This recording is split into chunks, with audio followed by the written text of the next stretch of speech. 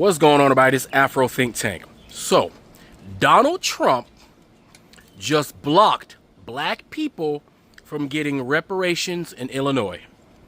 Donald Trump made it his business to make sure that when Illinois decided they were going to give reparations to the black people of Illinois for historical injustice, Donald Trump went out of his way to block it. Tariq Nasheed agrees with Donald Trump blocking reparations for black people in Illinois. He said it out of his mouth because he said reparations for black people in Illinois is bullshit. And he did not explain why it was bullshit. He just went lockstep with his massa, Donald Trump. So the leader of FBA, Foundational Black Americans, the whole point is supposed to separate yourself from other Africans so that they can make it clear to the white people they worship that these special Negroes are the only ones that should receive any reparations via lineage, right? Their 250 lineage of their African enslaved ancestors in America.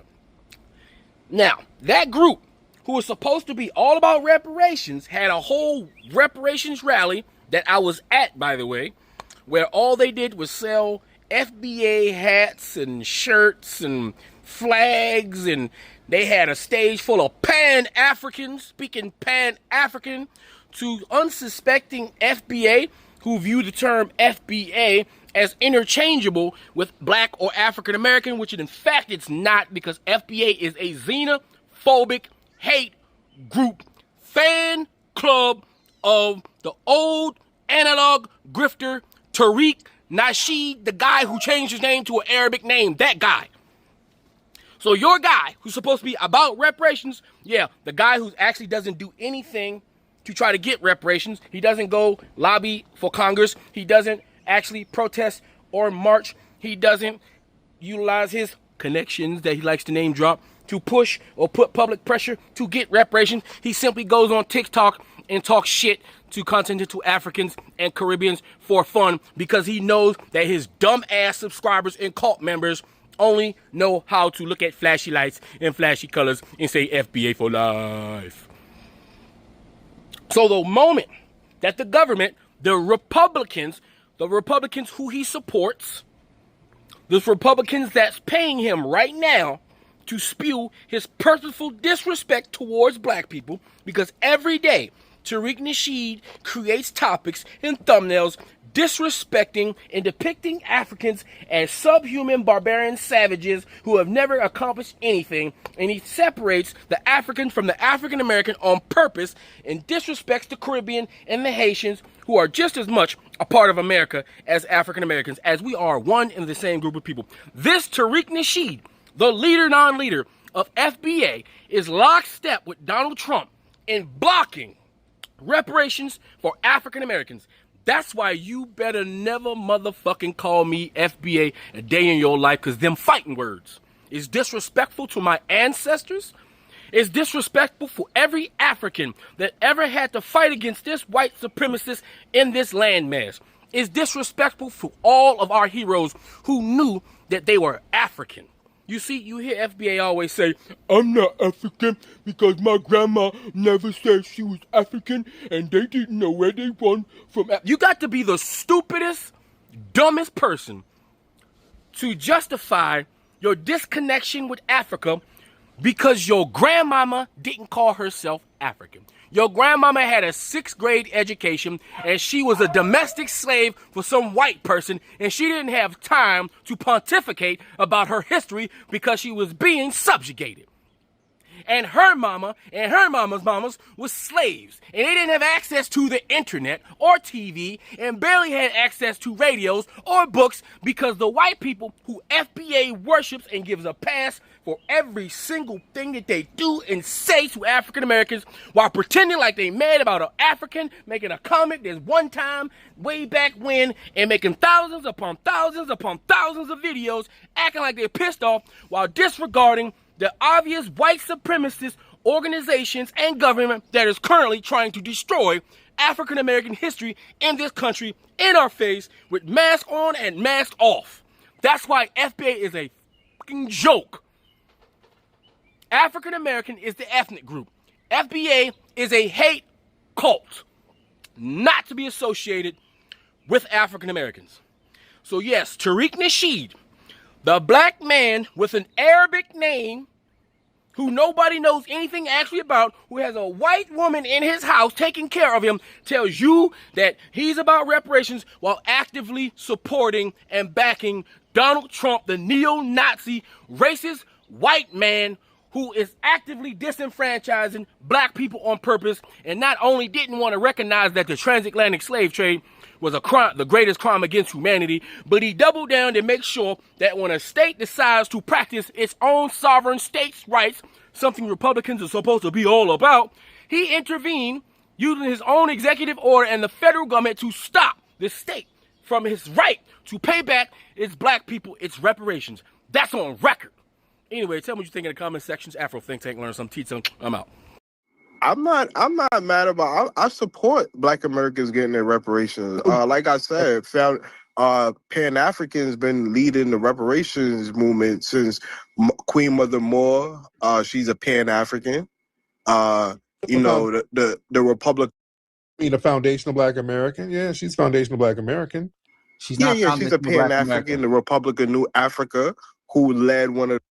Everybody a Pan African. Queen Mother Moore never said she was a Pan African. Y'all say everybody's a. Y'all want every. The hell is he talking about? Lord. Okay, we got Tether New in here. We got. What's up, Tether New? Hey, what's going on, Tariq? I'm good, Tether New. What's going on? The anchor babies popping out in your family because of this birthright citizenship thing? Yeah, man, it seemed like it's been a bad month for FBA. You know, Trump blocked reparations for Evanston, Illinois. I didn't hear you speak about it. Bad month for us? Yeah. Trump blocked reparations for Evanston. Reparations has always been blocked, so that's why we're getting the tethers out the way. So that's not a bad month.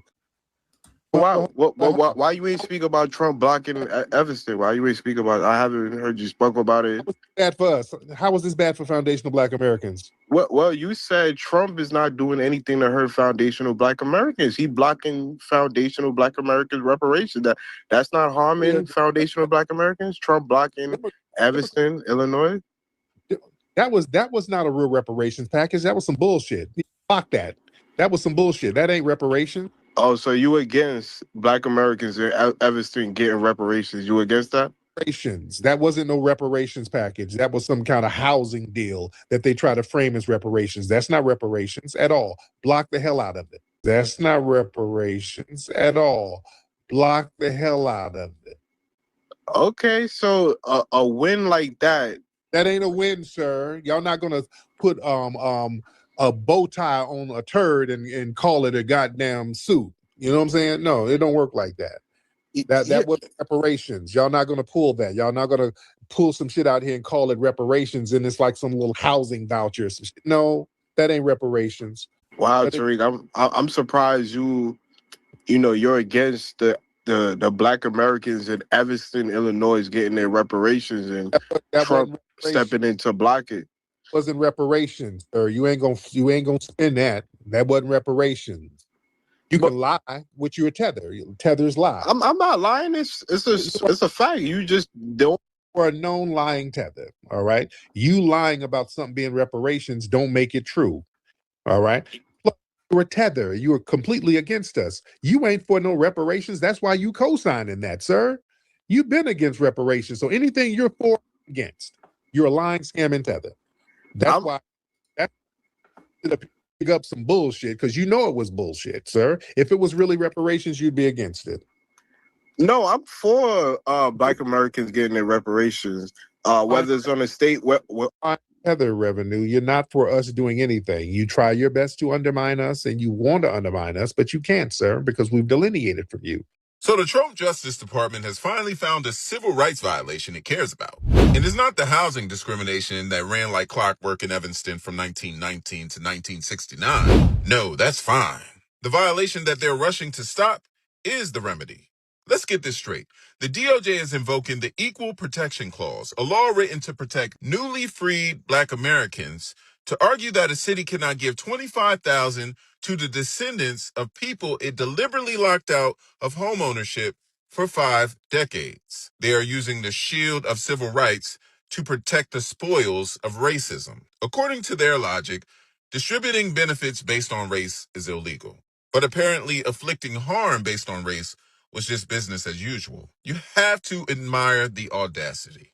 The federal government sat on its hands while Evanston drew literal red lines around Black neighborhoods, but the moment a check gets cut, Uncle Sam sprints to the courthouse. This is the legal equivalent of a thief suing you for asking for your wallet back because the request discriminates against people who didn't steal from you. The Fair Housing Act that was passed to end housing discrimination, not to give cities a pass to perpetuate it, to argue that a program designed to close a wealth gap created by state-sanctioned racism violates the Fair Housing Act is like arguing that a fire extinguisher violates the rights of arsonists. The Justice Department claims the program isn't race neutral. Well, of course it isn't.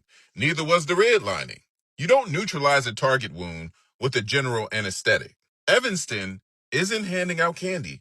They are issuing a belated refund for a debt that has compounded interest over 60 years. If the DOJ truly believes that repairing harm is illegal, then they are effectively arguing that the government has a constitutional right to leave its original sins untouched. So thank you, Trump DOJ. You're clarifying your stance. The government can discriminate for 50 years, but a city can't spend one dime to fix it. That is not justice. That is a cover-up disguised as constitutional purity.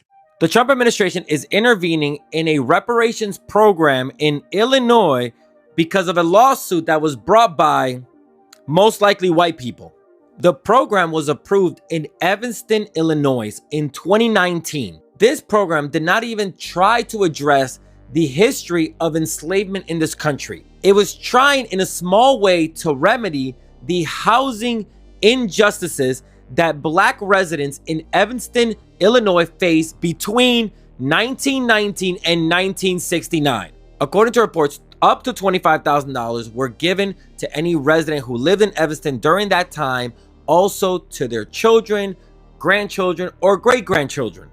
But then, 6 people who have not been identified, but they are being identified as non-Black people, sued the city saying that because the program was race-based, that it was discriminatory. These people filed the lawsuit in 2024, and the city has been trying to get it tossed out because the applicants did not even apply for the program, and the application period closed in 2021. Again, they're not Black, they never applied, and the program had already been closed for 3 years by the time they brought this lawsuit. And now, because the Trump administration has weaponized the Civil Rights Division, they're trying to sue the city to stop the program, saying that it violates the 14th Amendment and the Fair Housing Act.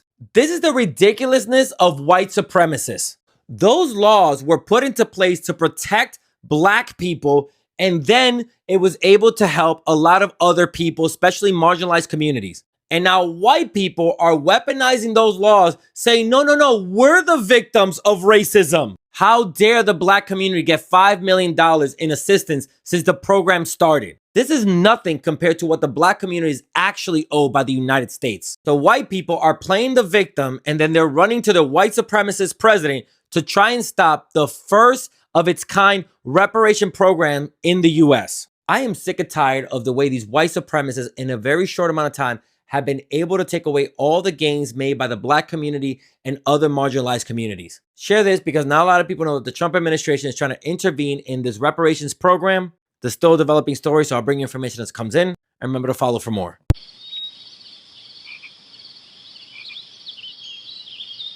Free Sudan! Boycott diamonds and gold!